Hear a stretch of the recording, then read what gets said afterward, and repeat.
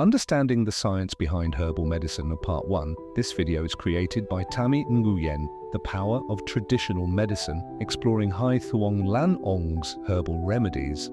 Many of us are curious about the effectiveness of herbal medicine for serious illnesses like cancer.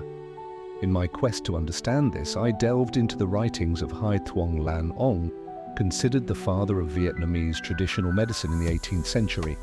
Hai Thuong Lan Ong, A Legacy of Healing. Hai Thuong Lan Ong, whose real name was Le Hu Trak, authored numerous influential works, including the Wai Tong Tam Lin, a comprehensive medical encyclopedia. This book, along with his other writings, continues to be studied at the Vietnamese Academy of Traditional Medicine, a testament to his enduring impact. Decoding the Ingredients, A Look at One Prescription. I bought one of Hai Thuong Lan Ong's books during my trip to Vietnam.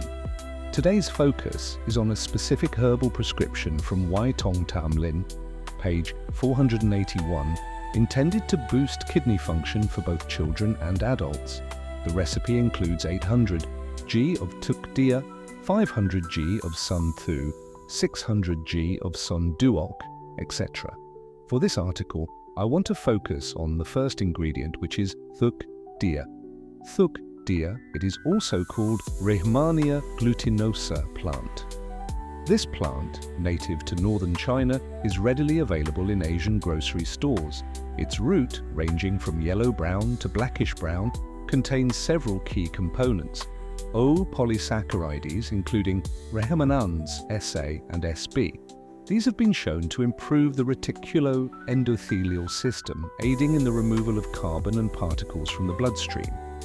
O-iridoid monoterpenes, such as catalpol and albumin, offer potential drug candidates with anti-inflammatory, wound healing, antioxidant, antiviral, and anti-tumor properties. Stay tuned for more. If you'd like to learn more about the other ingredients in this recipe, or explore other remedies in Wai Tong Tam Lin, please subscribe to the channel for future posts. Important disclaimer. This information is for educational purposes only and should not be interpreted as a substitute for professional medical advice. It is always best to consult a licensed healthcare provider before starting any new treatment, including herbal remedies.